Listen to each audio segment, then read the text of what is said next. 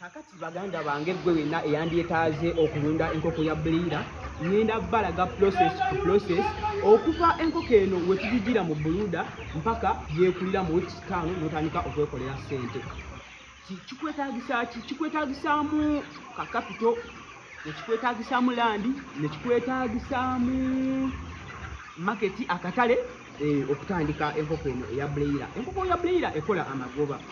Naye ekola etya amagoba? Nti gwe omuntu yenna nga newoba ogambye kutandikawo kintu osobola okutandikawo akatono. Nti ngenda kutandikira ku process esooka wetuzigira mu buluda.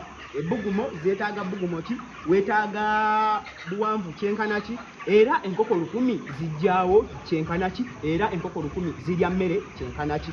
Obulwadde obukulumba obulaba otya? Ezo zonna process zigenda kubaamu mu musomo gwange ogwa ku YouTube.